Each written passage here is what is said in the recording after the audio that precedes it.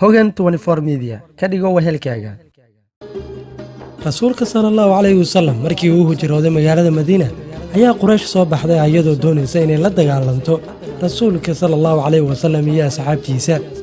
Abu Caas wuxuu si qasad aan ahayn uga qayb galay dagaalkii Badr isagoo la safan dhinaca gaalada, hase yeeshee ma jirin jacayl uu jeclaa inuu la dagaalamo muslimiinta, laakiin darajada uu tolkiisa ka joogay ayaa ku kaliftay inuu ka qayb galo dagaalkaas.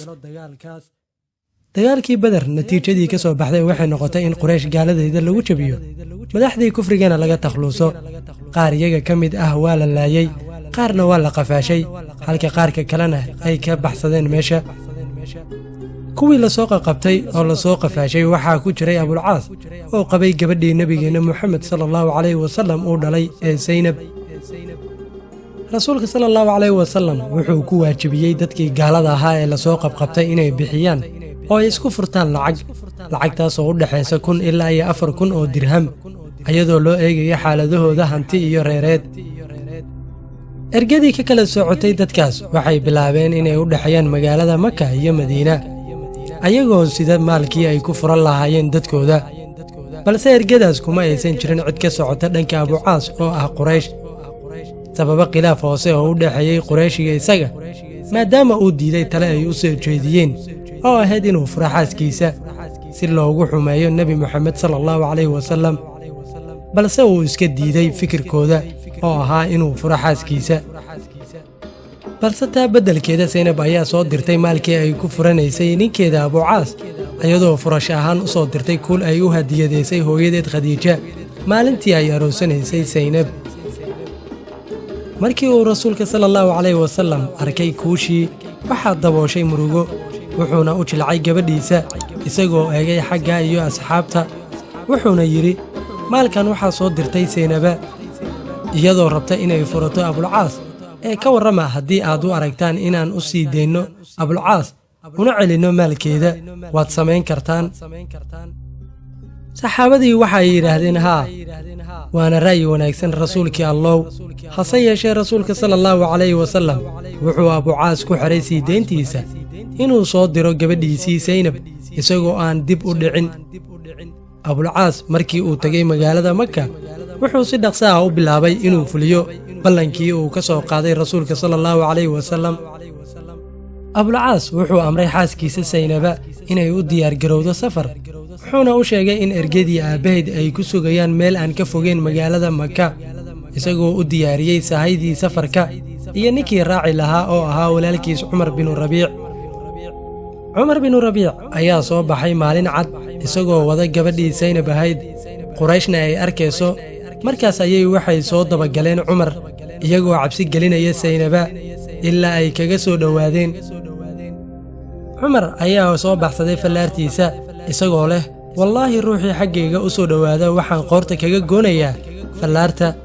wuxuuna Cumar aad u yaqiinay fallaarganidda. Abu Sufyaan bin Harb ayaa soo aaday xagga Cumar, wuxuuna ku yidhi, adeer naga leexi fallaartaada ilaa aan kaala hadalno. Cumarna waxa uu yidhi, waa yahay, oo waa uu ka oggolaaday wada hadalkii.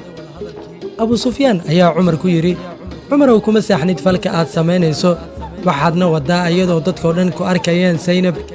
waadna og tahay carab khasaarihii ka soo gaartay Muhammad sallallahu alayhi wasallam. haddii aad kaxayso gabadha, qabaa'ilka carbeed oo dhan waxay nagu sheegayaan inaan fulaynahay, waxayna nagu tilmaamayaan dulli iyo wax magarato. ee ka waran haddii aad u celiso gabadhan gurigeeda ilaa ay ka iloobaan dadka, oo si sir ah aad u kaxaysatid adigana, kadibna aad u geysid aabbaheed, waayo wax dan ah oo aan ka leenahay haynteeda ayaan jirin. Cumar ayaa sidaas raalli ku noqday, wuxuuna Zaynab u celiyey Makka. muddo yar kadib wuxuu sameeyey sidii uu Abu Sufyaan u sheegay, oo wuxuu soo kaxeeyey Zaynab, wuxuuna gacanta u geliyey ergadii sugaysay. Abu Caas wuxuu intaa kadib joogay magaalada Makka ilaa ay ka soo dhowaatay furashadii Makka. Abu Caas sidii caadadiisa ahayd wuxuu si ganacsi ahaan u soo kacay dhulka Shaam. markii uu soo dhammaystay dantiisii ganacsi ayuu wuxuu u soo ambabaxay inuu u soo laabto magaaladii Makka.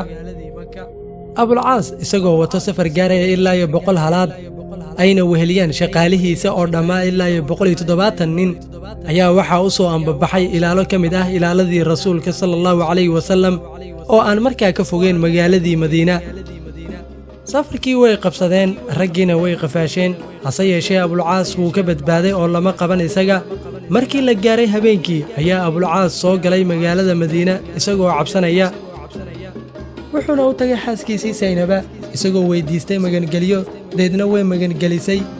kolkii rasuulka sallallahu calayhi wasallam uu soo baxay salaadii subax, xirtayna salaadii isagoo takbiirsaday, saxaabadina ay la takbiirsadeen, ayaa waxaa safka dumarka ka dhex qaylisay Saynaba iyadoo leh dad yahow waxaan ahay Saynaba bintu Muxamed, waxaana magangeliyey Abulcaas ee idinkana magangeliya.